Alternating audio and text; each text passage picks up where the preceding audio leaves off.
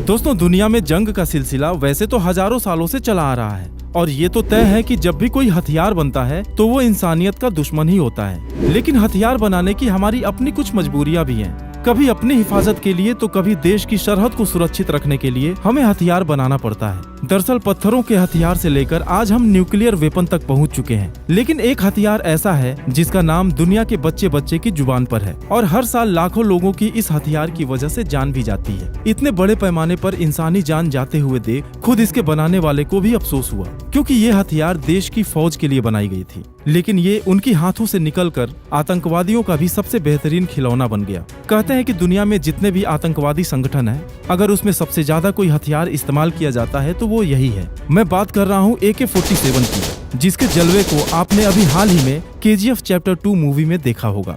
दोस्तों, यह AK-47 कैसे बना, किसने बनाया और क्यों इतना खास है, इसी इंटरेस्टिंग स्टोरी को हमारी आज की इस वीडियो में हम जानने वाले हैं। तो चलिए वीडियो को शुरू करते हैं। कहानी शुरू होती है सन 1941 के वर्ल्ड वार से, जब जर्मनी और रसिया की आर्मी आमने सामने थी और घमासान युद्ध चल रहा था। तभी जर्मन्स एक रशियन टैंक को घेर लेते हैं और उस पर अटैक करके उसमें मौजूद 5 लोगों में से 4 लोगों को मार डालते हैं। लेकिन 5वां शख्स टैंक कमांडर कलाशिनिकोव मिखाइल बुरी तरह जख्मी होकर बेहोश हो जाते हैं और जब आंखें खोलते हैं तो अपने आप को एक हॉस्पिटल में पाते हैं। यहाँ आपकी जानकारी के लिए बता दूं कि कलाशिनिकोव मिखाइल ही वो शख्स हैं जिन्होंने AK-47 को बनाया था। आगे की कहानी बहुत ही दिलचस्प है, इसलिए वीडियो को लास्ट तक जरूर देखिएगा। हॉस्पिटल में मिखाइल की हालत में कुछ सुधार होने पर उन्हें वॉर के लिए अनफिट डिक्लेयर कर ट्रक से शहर की तरफ भेजा गया। लेकिन रास्ते में उनका ट्रक बर्फ में फंस जाता है और पास में ही मौजूद जर्मन सैनिकों से उनकी मुठभेड़ हो जाती है। हालांकि मिखाइल के कमांडर के पास एक मशीन गन थी जो ट्रायल के लिए उन्हें दिया गया था, लेकिन वॉर के लिए अप्रूव्ड नहीं थी। तापमान कम होने की वजह से उस मशीन गन के अंदर पानी की बूंद बर्फ बन जाने से वो फंस जाती है और जर्मन सैनिक उनको गोली मार देते हैं। लेकिन किसी तरह मिखाइल यहाँ से भी बच निकलते हैं और ये सोचकर बहुत परेशान होते हैं कि अगर उनके पास एक अच्छी गन होती तो इतने रशियन सैनिकों की जान नहीं जाती। असल में उस समय रशियन आर्मी के द्वारा इस्तेमाल की जाने वाली मोसिन नगांट बोल्ट राइफल निशाना लगाने में तो कमाल की थी, लेकिन कमी ये थी कि उसका फायर रेट काफी कम था और साथ में ज्यादा गोलियां लेकर चलना भी पॉसिबल नहीं था। देखा जाए तो सोवियत गवर्नमेंट को भी इन कमियों के बारे में जानकारी थी और सोवियत डिजाइनर भी दिन रात एक ऐसा गन डिजाइन करने के लिए काम कर रहे थे जो वजन में हल्की हो, फायर रेट मशीन गन की तरह ज्यादा हो और निशाना भी राइफल की तरह सटीक हो। लेकिन वो कामयाब नहीं हो पा रहे थे। दोस्तों, कहानी में आगे बढ़ने से पहले आपको कलाशिनिकोव मिखाइल के शुरुआती दिनों के बारे में जानना जरूरी है।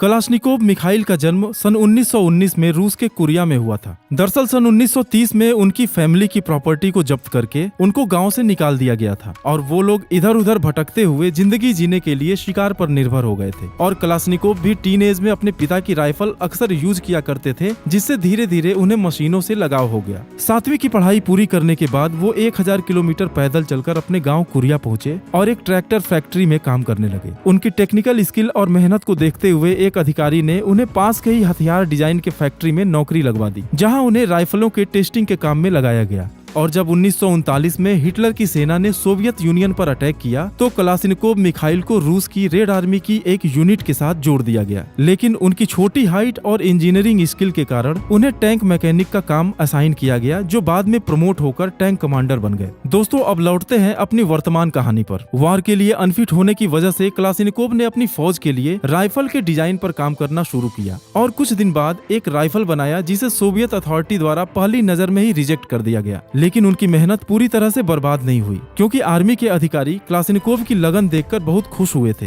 और इसी खुशी में उन्होंने कलाशिनिकोव को आर्मी के लिए छोटे पिस्टल और गोलियां डिजाइन करने वाली एक फैक्ट्री में काम पर लगा दिया, जहां वो अपनी नौकरी के साथ ही राइफल के डिजाइन पर भी काम करते रहे। दरअसल उन्हें एक बड़ी सफलता सन 1941 में तब मिली जब उन्होंने एक लाइट वेट 7.62 × 39 mm बुलेट बनाया, जिसकी खासियत ये थी कि न तो ये इतनी भारी थी कि चलाने पर तेज झटका महसूस हो और न तो इतनी हल्की थी कि हवा से मुड़कर निशाने से चूक जाए। ये बुलेट बहुत कारगर साबित हुई और आगे चलकर AK-47 के लिए ये इस्तेमाल की गई। इसी दौरान जब विश्व युद्ध का अंत हो रहा था तो रूस के सबसे प्रसिद्ध हथियार डिजाइनर एलेक्सी सुदाएव की मौत हो गई, जो कि एक इम्पोर्टेंट ऑटोमेटिक राइफल के प्रोजेक्ट पर काम कर रहे थे। और उनकी मौत के बाद ये प्रोजेक्ट फंस गया, जिसकी वजह से सोवियत अथॉरिटी ने एक वेपन डिजाइन के कंपटीशन का फैसला लिया, जिसमें पार्टिसिपेट करने वाले डिजाइनर्स को मिलिट्री के लिए एक वेपन डिजाइन करने के लिए कहा गया।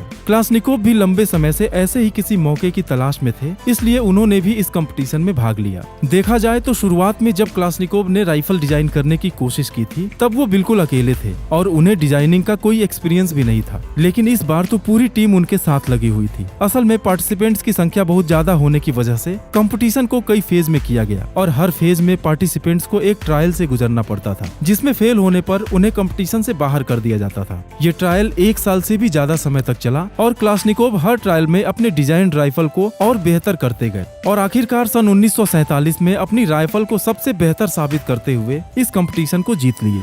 सोवियत गवर्नमेंट को उनका डिजाइन पसंद आया और उसी डिजाइन पर एक असॉल्ट राइफल बनाई गई जिसका नाम ऑटोमेट क्लासनिकोव रखा गया, जिसको हम आज AK-47 के नाम से जानते हैं। और हैरानी की बात है कि इतने सालों बाद भी इस गन का ना तो इम्पोर्टेंस कम हुआ और ना ही इसके टक्कर की कोई असॉल्ट राइफल आज तक बन पाई है। दरअसल AK-47 में ए ऑटोमेट से लिया गया है, जिसका मतलब ऑटोमेटिक होता है, और 47 सन 1947 से लिया गया क्योंकि इसी साल इसे अप्रूवल मिला था। मिखाइल क्लासनिकोव भले ही अपने देश में हीरो बन गए, लेकिन बंदूक के इतने सफल होने के बावजूद भी उन्होंने इसके डिजाइन का कोई पैसा नहीं लिया, क्योंकि वो इसे देश की सेवा मानते थे। साल 1955 में जब वियतनाम की लड़ाई हुई तब पहली बार दुनिया ने AK-47 को देखा, जहां अमेरिकन के खिलाफ लड़ने वाले पीपल्स आर्मी ऑफ वियतनाम और वियत कोंग को मदद के तौर पर सोवियत संघ ने AK-47 दी थी। और आपको जानकर हैरानी होगी कि अपनी सारी इंजीनियरिंग के बावजूद अमेरिकन M16 राइफल जाम हो जाती थी, लेकिन AK-47 चलती रहती थी। एक कमाल की बात यह भी है कि सन 1964 से 1975 तक चली पुर्तगाल से अपने आजादी की लड़ाई को मोजाम्बिक देश ने क्लासनिकोव के बनाए AK-47 से लड़ी थी और जीत भी हासिल की।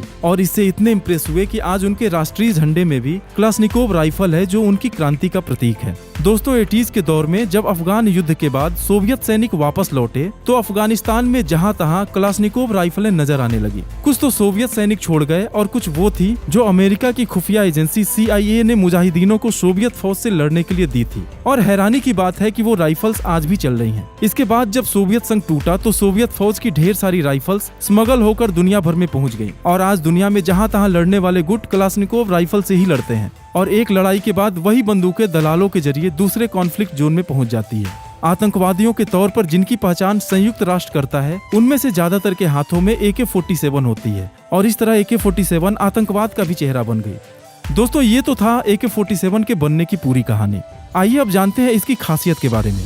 ऑटोमेटिक सेटिंग के साथ 1 मिनट में 600 राउंड फायर करने वाली इस राइफल का लोहा पूरी दुनिया ने माना है, जिसकी फायर रेंज लगभग 350 मीटर है। दरअसल लाइट वेट और छोटी बुलेट होने की वजह से इसे इस्तेमाल करते वक्त झटका महसूस नहीं होता है और इसे चलाना भी बहुत ही आसान है। और यही नहीं, सीधे साधे डिजाइन की वजह से बिना किसी खास ट्रेनिंग के इसके पुर्जे बड़ी आसानी से बदले जा सकते हैं। दोस्तों भले ही मिखाइल एक खतरनाक राइफल के लिए जाने गए, लेकिन ये बात बहुत कम लोगों को ही पता चल पाई कि उनके अंदर एक कवि छुपा हुआ था।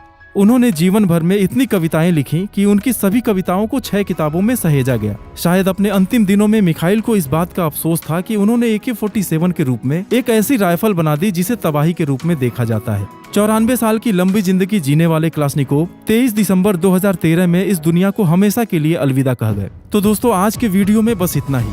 आपके बहुमूल्य समय के लिए धन्यवाद।